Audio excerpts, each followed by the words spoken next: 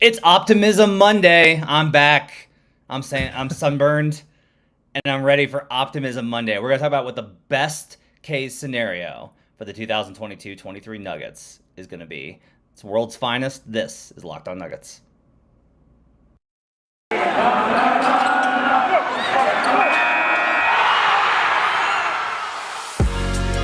You are Locked On Nuggets, your daily Denver Nuggets podcast. Part of the Locked On Podcast Network, your team every day. I'm back, baby! Welcome to Locked On Nuggets, your daily Denver Nuggets podcast, part of the Don't worry, Adam's here too. Part of the Locked On Network, your team every day. Thanks for joining us and making us your first listen each and every day. We're free and available on all platforms, including the YouTubes, where you can join folks like Snail and CB and Dominique Buckley and Joe Broussard and CJ and Tyler and Dominique again. And Zamora is obviously always here. And Jack. All sorts of folks here in the chat. Make sure to join us on Locked On Nuggets. On today's show, we will talk about what's the best case scenario for the Denver Nuggets in 2022-23. Adam covered the worst case scenario in last week's show, if you haven't listened to it. And so it's Optimism Monday, so we're going to cover what the best case scenario is. We'll do starters, we'll do the bench, and then we're going to talk about it from a unit perspective, offense, defense, and special teams. There are no special teams, but imagine if there were. I like to think that every team is special in the NBA. My name's Matt Moore. I'm a senior NBA writer for the Action Network. I'm joined by my colleague, Adam Mares. I got it right. I got the camera thing right. Adam Mares from DMVR. You can follow him on Twitter at Adam_Mares. Adam, you will notice the fine outlines of sunburn on my face around my sunglasses as I put on suntan lotion And I somehow got sunburned on my head, which, given that if you haven't watched the show, I'm bald, I got sunburned on the part of my head that's not bald in the back. Like, I have hair, but somehow that part got sunburned. Right. I was on the Carolina beach for a week. It was absolutely phenomenal, but I missed you guys. I'm so glad to be back. It's good to see everybody in the chat section, and good to see Adam. I am raring to go. I'm excited. I'm ready to talk about the NBA, which is great because we have 60 days of absolutely nothing. So I better be excited to get Matt, you're wrong, man. You don't realize this, but Jokic faces Giannis Antetokounmpo in a very important qualifying event for Serbia in 4 weeks. True. 4 weeks. He actually will play before that in a couple tune-up games, but that Eurobasket's going to carry us. I'm telling you right now, it's going to carry us the final little stretch of the offseason. You know what? I'm going to dive in. I never do this because I'm always like, I don't want to watch European basketball in the summer. Yeah. I finally have a break. I'm diving in.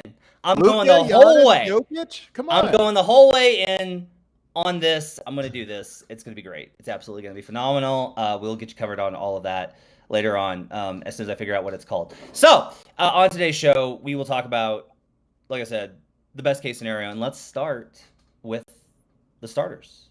Okay. What better place to start? So I actually think we can start with Jokic, the ultimate. Like so I have some notes here, Matt, on Jokic. Like, it's funny because we have done this every year.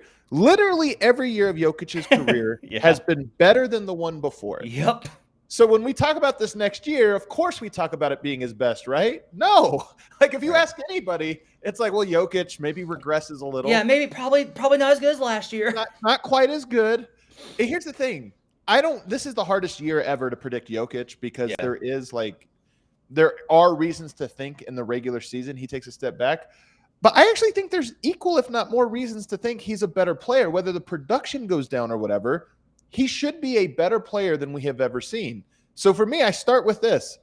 We look at the Denver Nuggets. Jokic was meaningfully better last year than he was the previous year when he was already an MVP player. I just think, is there a chance we have a career year from Jokic where he is meaningfully better than what he was last year? I think that it is entirely possible that you and I come out of next season and say this was the best season in Nikola Jokic's career, and that everybody outside of Denver, except for Zach Lowe. By the way, if you have not listened, go listen to the Lowe post with Adam Mares.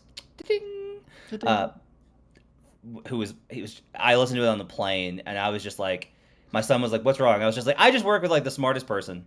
I just work with like this thing." I'm serious. You were so great on that show. I love that section. I love that entire show. It was really good. Go listen to it.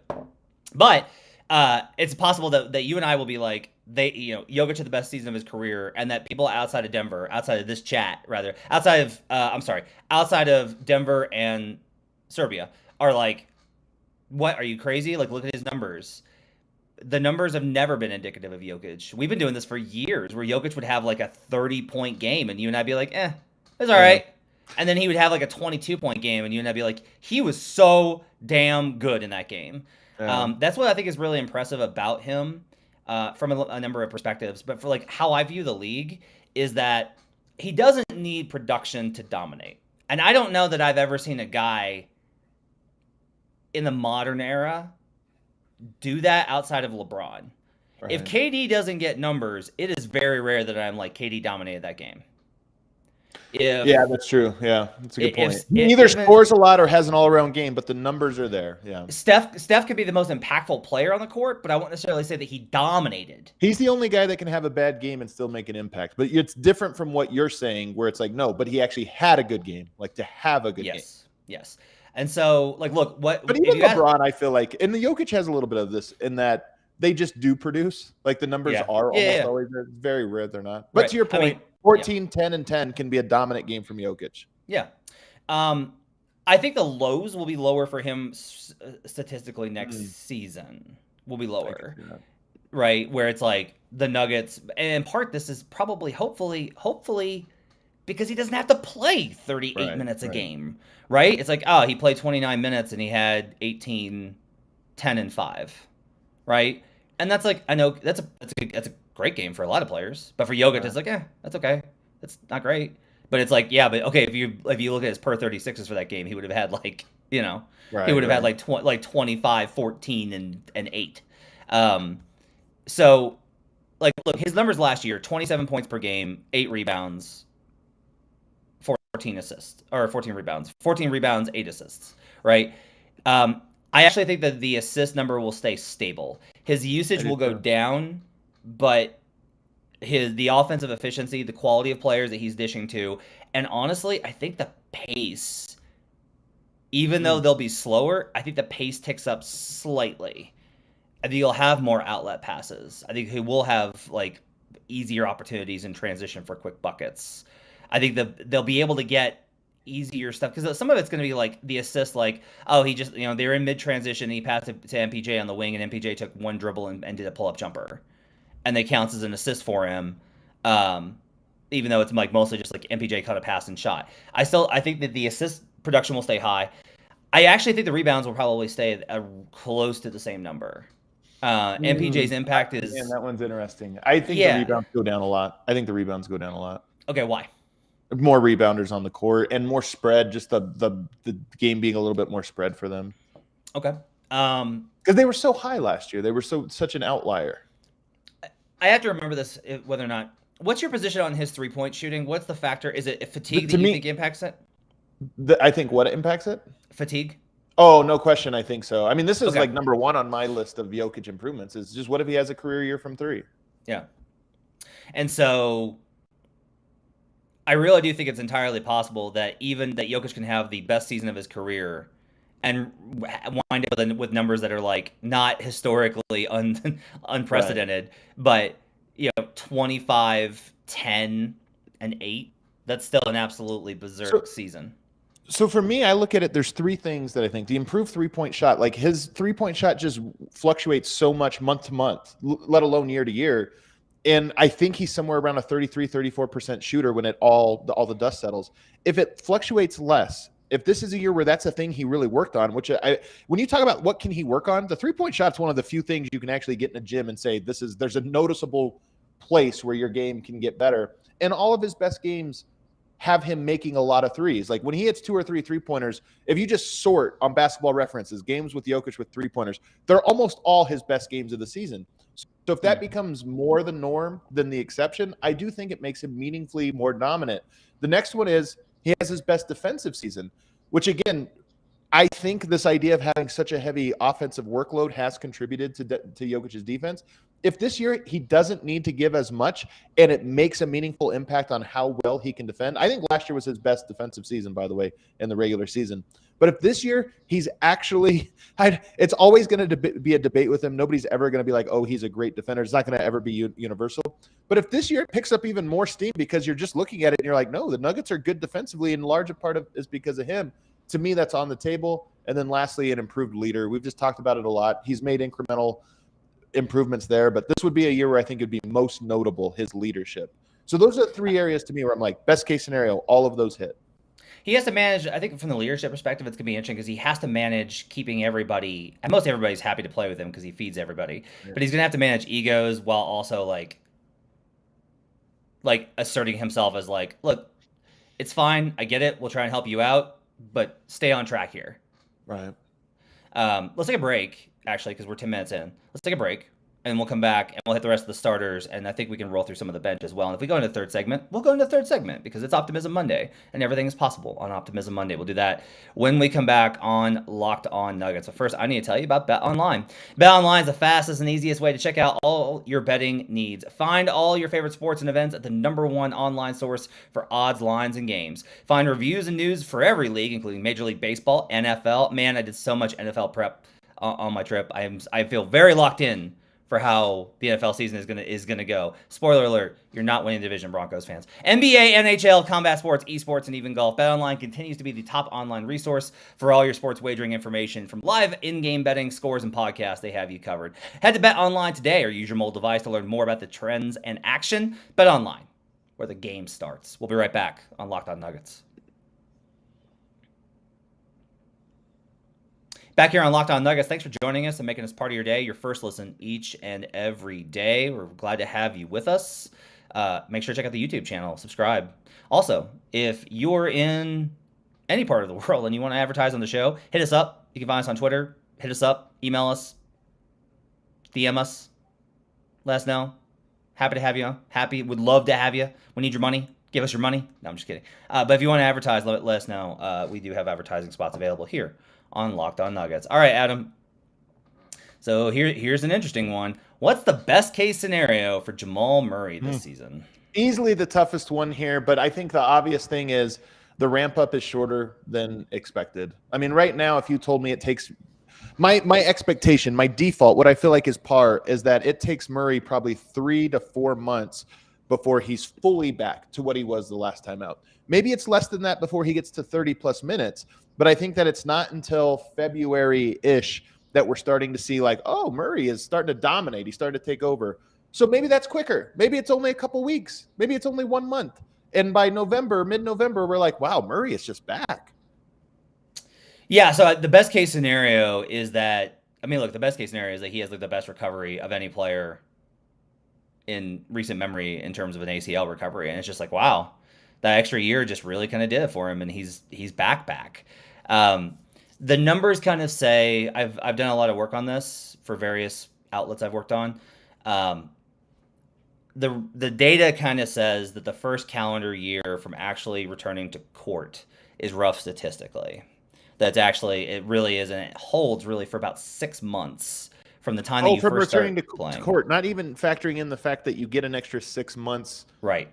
Man. Right. That even if you have a prolonged absence, if you miss the entire season, it's still 6 months after that recovery, after you start playing professional basketball again, that your numbers start to stabilize, which would, obviously, I think the goal, the hope, the best case outcome from a reasonable perspective is that, okay, he looks good, like good enough in November. He looks like, hey, he had a really good March. Like in March, he started to really kind of pick it up, kind of tailed off towards the end. And then the playoffs, it's like, oh, Jamal is back. And having you feel like that's the best case scenario though? Or that's just like, because I feel like that's more par. You think that's par? Okay. I mean, it'll be 2 full seasons from when he got injured by the time the playoffs start next year. 2 full years. For me, par is probably he looks bad in November, and everyone's really worried. Gets a little bit better, gets a little bit better, gets a little bit better. Has looks start to good in March, and then in the playoffs, it's like inefficient, but had a few games was like still good enough, and the Nuggets make like a run, but you're still like, man, you can just tell that he wasn't the same guy yet, and then he comes back the next season and looks like the same guy. To me, that's par. It sounds like a hot take, but if Jamal Murray's injury cost the Nuggets 3 postseasons where he's not capable of being a max player, to me it would be a disaster. So I can't put that as par. That would be to me that's significantly closer to a worst case scenario if you don't have max player Jamal Murray on your team by the playoffs. Ooh, interesting. Let's talk about Aaron Gordon. Let's do what Aaron Gordon kind of looks like next season. I think Aaron's probably the player that will benefit most from the return of the other guys. For me, when I looked at his season and the film work that I've done on his season, a lot of what I kind of came to was he's still phenomenal about slipping in between the defenses and punishing those gaps and creases. And he has all these kind of opportunities. But when the defense is keyed to him, like they so often were because he was the second best player on the court, Gordon's good enough to like play to acceptable, but not have great games. And so having the ability to slide into that fourth offensive option and focus more on the defensive end, which I think will help him a lot, and use his athleticism and burst and transition, I just think that this really could wind up being a career season for Aaron Gordon. What do you think? To me, it all comes down to he at his exit interview, he said he wants to improve as a basketball IQ guy. To me, the number one place it's not even offensive, which I think he's already close enough there to fitting in and knowing where he fits in. And to your point, will improve as he becomes even less and less a focus of the defense. But to me, he needs to improve as a defensive guy. Right now, to me, he is a great on-ball defender. And he's going to be needed to be that. But I don't feel like he is a Draymond Green-esque help side defender. And to me, when you talk about improving your IQ, that's where he can make the biggest impact. Is if he is a guy that when he's on the court, he's just covering for everybody. It's not something we've seen consistently from him. But that was where Millsap's impact as a defender was most felt. Was, oh my gosh, he's always reading ahead. He's quarterbacking the defense.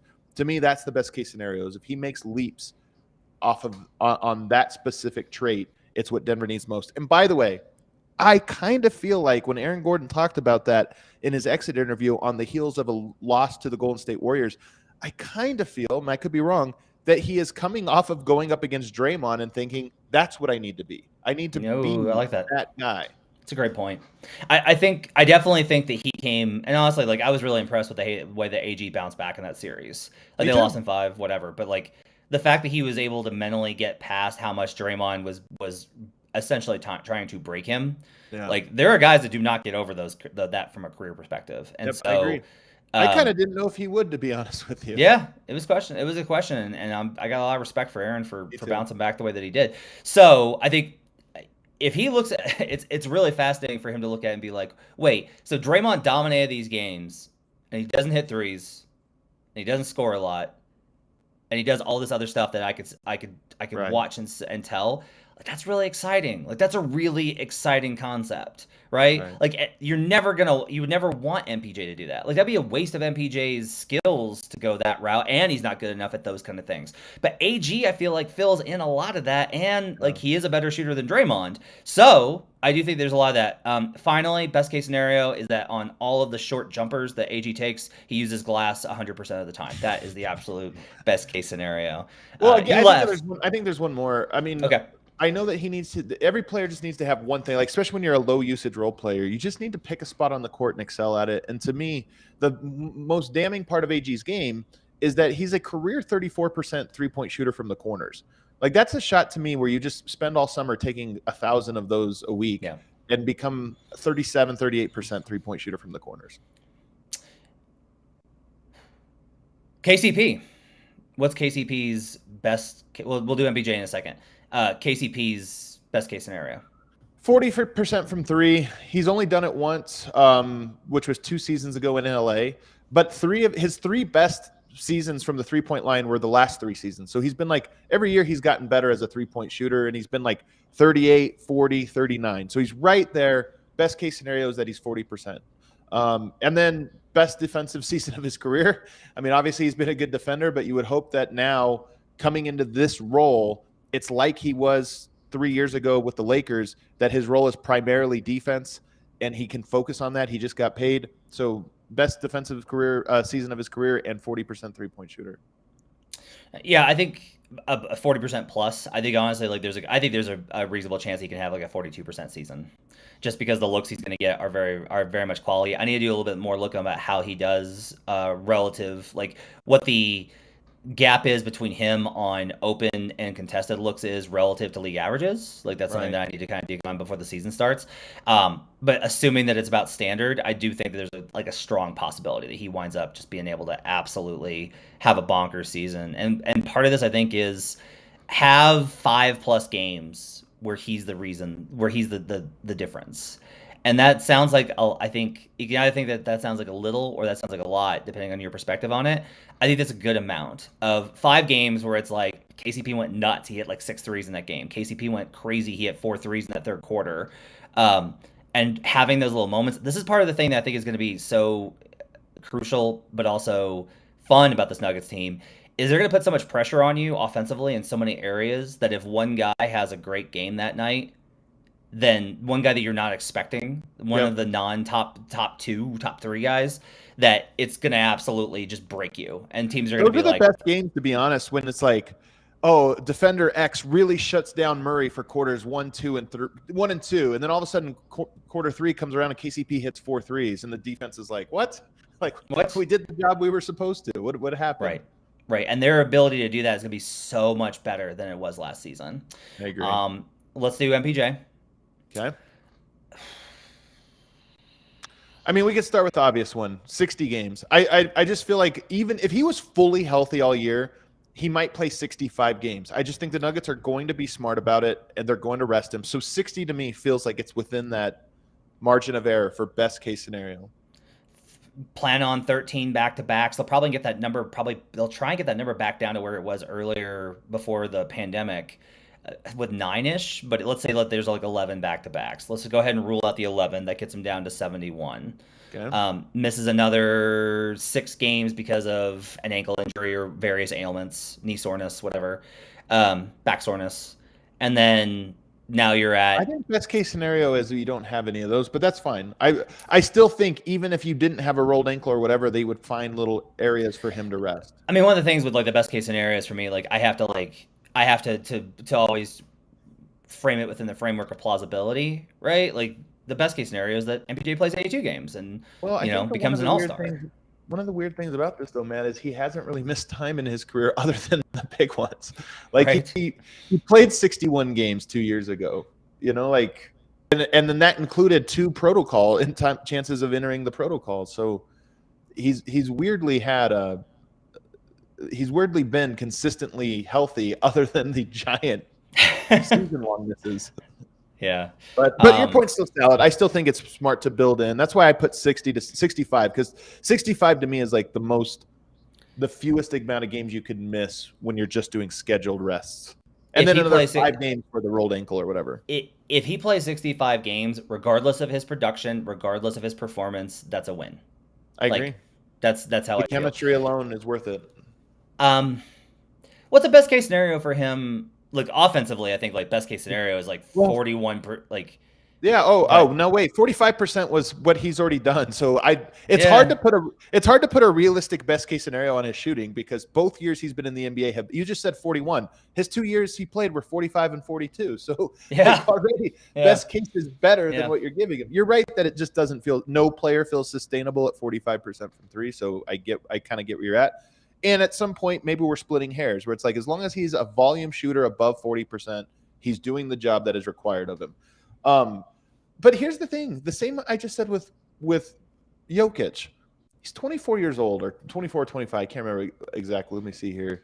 He is 24 years old. He just turned 24. What 24-year-old doesn't have career year if they're a player? Shouldn't we expect, assuming health, again, the health is the giant X factor that obviously weighs us down. But if he's healthy, shouldn't we expect him to be better than we've ever seen? Yes. So that's the brightest scenario. The best case scenario is that Michael Porter is meaningfully better than what we've ever seen from him before. And his best year was a 19-point-per-game scorer on Wilt Chamberlain efficiency. I'm not even going to really talk about the defense. I think instead I want to take it here. for me, a best case scenario for MPJ is that he comes out of the season and is completely happy with how his season went. I agree. And the reason I say that is he's not going to have the season that he would necessarily have in an ideal world, where it's like he's the focal point of the offense and he's. I wonder how much he's at peace with that. Like, I think that was a harder question the last time he was healthy. I agree. And so if he's able to come out of it and be like, look, man, I played 65 games. I was, coach was happy with how I played on defense. I shot 50, 40, 90. Like, I'm, even if it's like 48, 40, 90. Sure, whatever. And we won. I'm like, I feel like this was the best season of my career. If he's able to come out of that and be like, you know what? I didn't need all the touches. I didn't need all the points. I didn't need all the attention. And I still I was able to get on the court and he's happy with it. And he's like, I feel good. That to me is like a best case scenario. Here's another one for you. Second best player on the team for the first 2-3 months of the season, which I think is on the table. If you think Jamal Murray is going to be short, coming along a little bit slower, we know with Michael Porter, he has bounced back and looked 100% after his previous back surgery. Like, it wasn't one of these things where it's like, it's going to take 6 months to ramp up. Once he was healthy and recovered, and again, he's going to be about 10 months away from that surgery, which is what he was the last time we saw him. So if he comes back and just looks 100%, he might be the second best player on the Nuggets, or the second best scorer, I should say, on the Nuggets, until Murray sort of retakes that. Bones Hyland, I have very specific numbers for you because they're based off of 6 Man of the Year numbers. It's 19 points per game, 45% ish shooting, 38% or better from 3. If that to me is like the best case scenario for Bones. If you want to throw an assist, it's probably like 4 to 5 assists per game. That's maybe seem high, 3 to 5. You're kind of doubling all of his numbers here, which is. I know, but that's look, that's how much they traded Monte Morris. He's the backup point guard right now, and he was the backup point guard last season, but he wasn't the backup point guard the entire year, and he had ankle injuries and everything else. He has another year on him. He has the confidence of the team. He has the full backing. He has the backing of the coach. I legitimately think this is a reasonable thing for him to strive for. That's his best case scenario. I'm willing to be a little bit more optimistic on than I am with a guy like MPJ or Jamal, where he's not coming off of major injuries, and that's how much confidence I have in Bones. I think in this offense, Bones can find points, especially with what I expect to be a better bench unit, because God knows it can't be worse. It can be worse. There's so many questions on that bench. It's one I do not worry about it, but it is something I'm like, we don't really know what that bench is going to look like because it's so new and so unique. But the numbers, I'm a little lower, I think, on Bones. I think he is going to play that 25 to 30 minutes, especially early on. So the minutes are going to go up, but doubling the points output, to me, I can't see that. I would more go in line with the Will Barton type numbers, 14, 15 points. To me, seems more realistic than 19, even in a best case scenario world. But I am with you, 36.5% from 3. Get that up to 38. He was so up and down. There were games where he hit everything, games where he hit nothing. If that flattens out a little bit, because I do think it's important for your best player in a unit to be a little bit more consistent, especially for him. He needs to have that defense panics every time he has the ball factor for that second unit. So 38% seems about right. Hey, look, a good season for Bones is 15 on 38% shooting 3. Bones has a little more low side to me this year. Just tough for a rookie when there's nothing to lose to all of a sudden we need you. You're the most important player to second unit. The pressure difference is a lot. I think he's up for it. I have a lot of faith in him. I think he is too. Bruce Brown, I don't want to put statistical barriers on. I just think it's more just a good season is that we all come out of it and be like, Bruce Brown was so freaking important to this team. I think there's 2 things. One, he fits well in the second unit because he's going to be there mostly, so that he finds a nice chemistry with Bones and whoever else is on that second unit. And then number 2,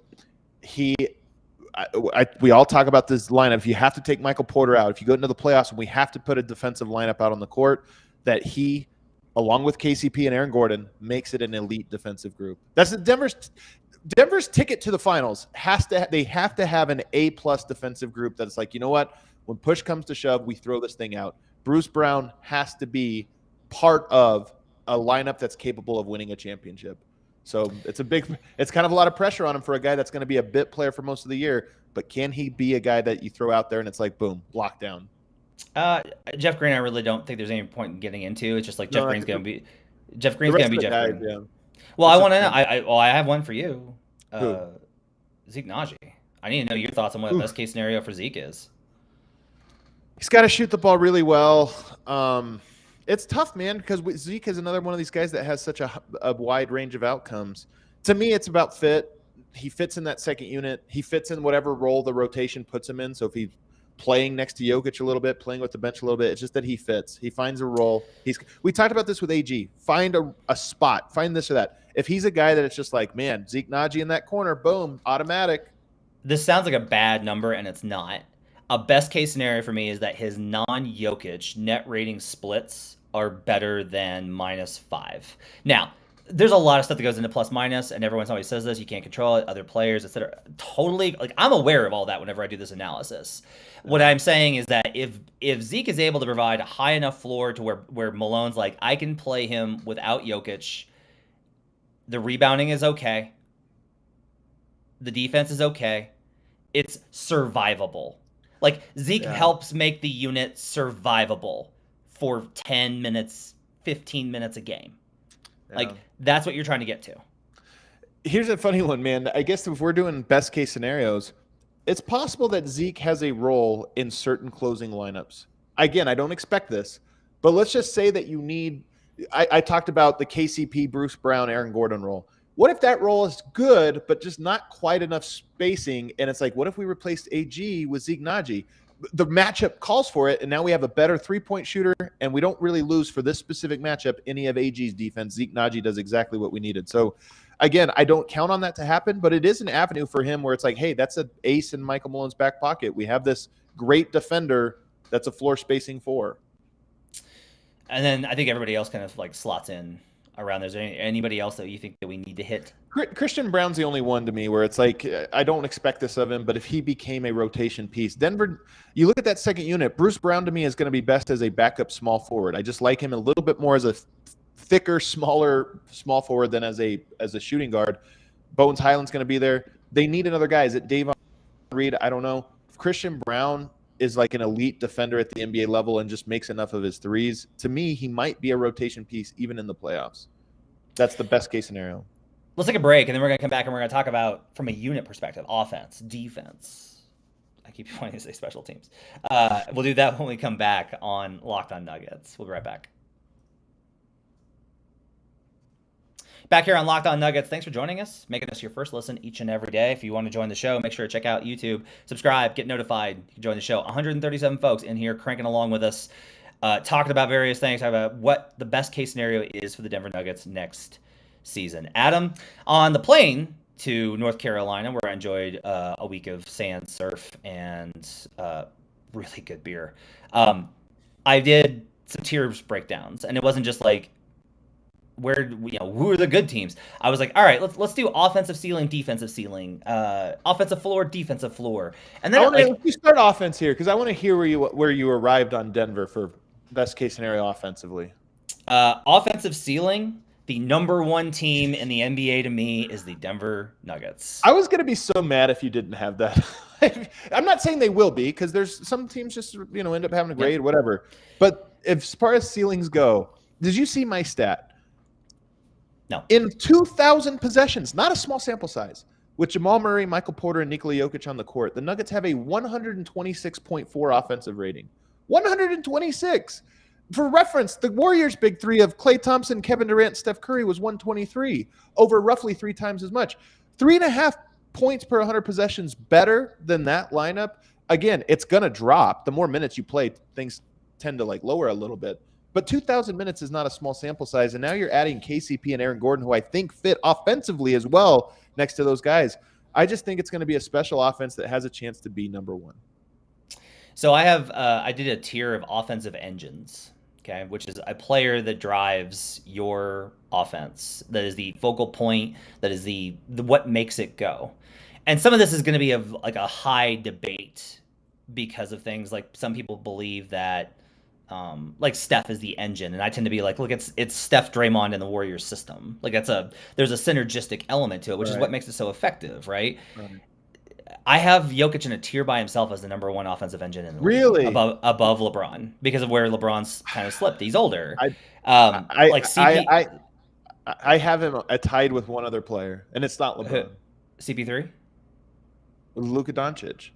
Luka no. last year, their best lineups also had those like 124 offensive ratings with him on the court. So. No, because like Luka. Here's the thing though. Luka. Okay, I have to be very careful how I phrase this because I've made Mavs fans very mad. They're not in here. They will find it. Luka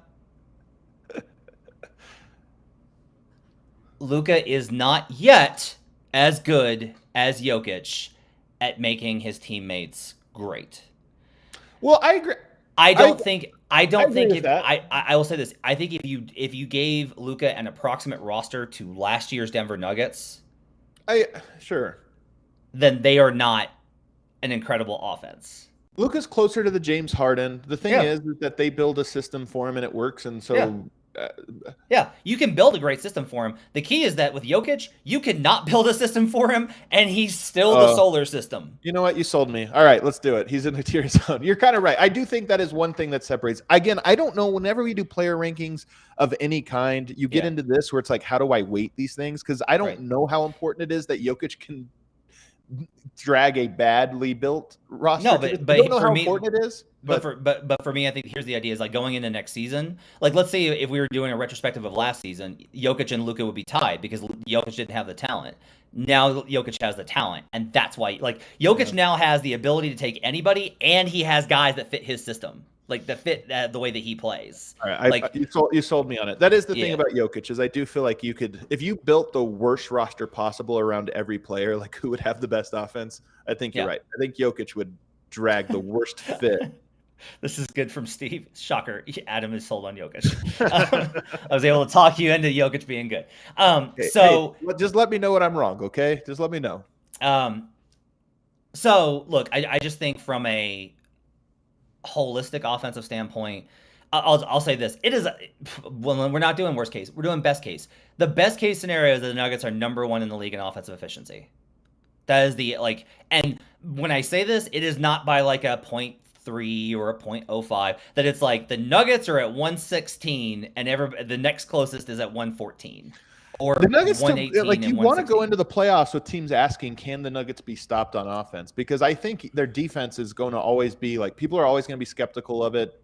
Even if they're like the number 3 defense going into the playoffs, people are going to be like, yeah, but let's see what happens here. And I think rightfully so. But if their offense is one of those ones where everyone's like, can anyone stop it? That's where they need to be. Yes. Defense. Okay. Now, you and I did this. We started talking, I don't know, a month and a half ago. And one of the things was like, I was like, look, I just don't see them being above 10. I just don't see them being that good. Right. They've got to be to win, but yeah. Their floor for me is low. Okay. But their ceiling, I think, is legitimately, I think this can be, once I started to really kind of think about how this is going to operate, and I started to dig into some numbers, I really kind of came to the conclusion that, look, this is the best case scenario. If you're like, this is crazy, you guys are like, if somebody listening to this will be like, you guys are wild homers. I'm always way more skeptical and critical and pessimistic. We're doing best case scenario. Yeah, we're doing best case scenario. What do you expect? Legitimately, the best case scenario for the Denver Nuggets, a reasonable best case scenario, is that they have the number 1 offense in the league and a top 5 defense. I legitimately believe that they can get there. And the reason I kind of got there, Adam, is that there was 2 factors that got me there. One, if you improve the overall offensive efficiency, especially with the bench unit, by being able to stagger, it allows for your defense to get set. And the Nuggets give up so many freaking points off of turnovers that simply having players that can hold the ball for longer, that you're not constantly trying to... Part of the advantage I started thinking about was the Nuggets don't have to always get ahead of the defense next season. Right. Like, you don't... They're still going to play Jokic ball. They're still going to move the ball. They're still going to try and get these kind of movements. But there's going to be times when it's like Jamal's like, no, I'm not passing this. I'm taking this guy off the dribble and I'm hitting a step back jumper. MPJ is going to be like, no, I've got triple threat position, rise up and fire. On top of, they had to help out because Jamal beat his man off the dribble. and that forced help, and then Aaron slipped backside for a dunk. The number of those possessions will go way up. Like the overall offensive efficiency, that offensive efficiency means that they can get back, and their ability to get back, and it means that with more of those opportunities means a lower turnover rate. Like turnovers are not just created by sloppiness. They're also created by a lack of options and a lack of shot creation. The Nuggets have so much more shot creation going into next season because of the injuries and the changes on the roster and internal development. Like they just have better shot creation, and that's going to lead to fewer turnovers, and that's going to lower the defensive efficiency. From there, when I started looking at point of attack defense for guys like Bruce Brown and guys like KCP, on top of what Aaron Gordon is responsible for, even if there are still these weaknesses, and like there will always be the conversation Jamal, and there will always be conversations about especially MPJ, and there will always be conversations about Jokic. But if the point of attack defense is better, and you're not forcing guys to make multiple rotations and getting scrambled consistently and always chasing. One of the biggest problems for Denver last season, why it's a marvel that they made the postseason, that they hit their win total over all of this, is that they were very rarely able to get ahead of the defense because of their offensive personnel, and they were always behind the offense because of their defensive personnel. And both of those things have changed going into next season in a best case scenario. That combination of factors leads me to believe that legitimately this can be one of the best teams in the NBA on both sides of the ball. Top 5, I mean, we're doing best case scenario, so top 5, I guess, is a best case scenario. I'm not counting on it. I don't think you are either. But It is, like, if you look at it, is this the most, not the best necessarily, but the most positive defenders that the Nuggets have had in the Jokic era? I mean, if you factor, you've got KCP, you got Aaron Gordon, you have Bruce Brown. I think Zeke Naji is a plus defender. Like, that's what he's known for. That's 4 right there, because you got to count like Murray as a neutral. I still count Jokic as a neutral. And then so 4 to me is no. Maybe it's not. But then you get into Christian Brown as a guy that I think people hope. Davon Reed is a guy that could end up being a plus defender. We don't know just yet. Jokic might end up being even more of a plus defender in the context we're talking about. Like, we just haven't seen him be able to use energy on defense for a couple seasons. So maybe he's there. So I think it's close. I think it's close that this is the most. No, it certainly is the most in terms of fit, because Bruce Brown represents, and KCP and Aaron Gordon are at spots that now kind of slide in. But I don't know. I think it's close. Better perimeter containment will lead to better defensive angles on drivers, which will make rim protection, which was such a big weakness for the team, easier. Like Nikola being able to be like, hey, I'm going to shade him right every single time. Like that consistency of KYP of being like, I'm going to shade him baseline every single time. Be ready. And Jokic knowing where to go, that's going to help on the bench unit. Being like, just telling Zeke, hey, I'm shading him right. Be ready on the baseline. You're going to have an opportunity. Like, be ready there.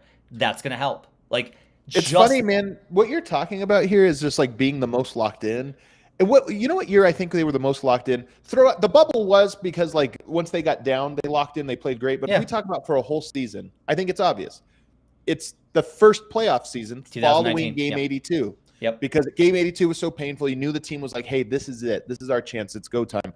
I kind of feel like the Nuggets probably have that same spirit this year of like, hey, it's time. And so if they're more locked in, first of all, some of defense's effort, not all of it, but a good portion of it. Yes. So their focus is, I think we should reasonably expect their focus to be more heavily on the defensive end this year than ever before. There was a combination of impacts last year. But one thing that I really did kind of look at the end of the year and kind of realized was there was a moment where they realized, I think, that Jamal wasn't coming back.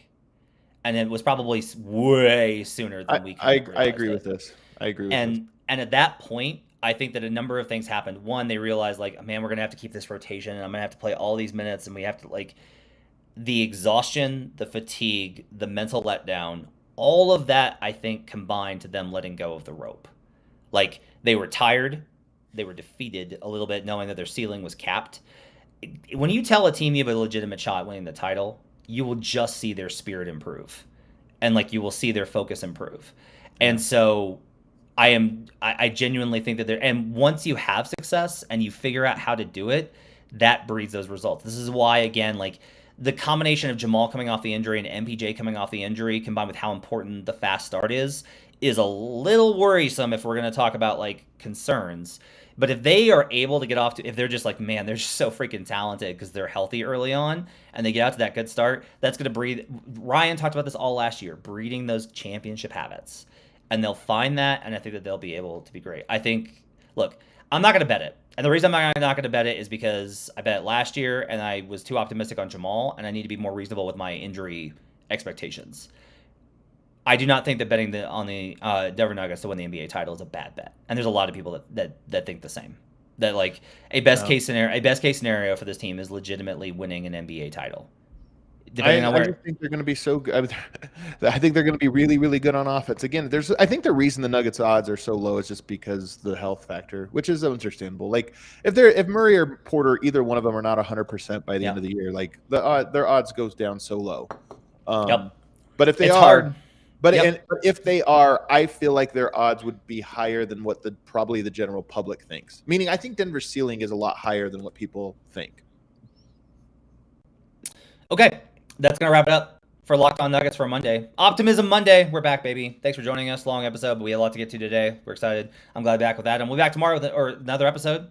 Thanks for joining us, everybody. Have yourselves a great week. We'll see you again next time on Locked On Nuggets.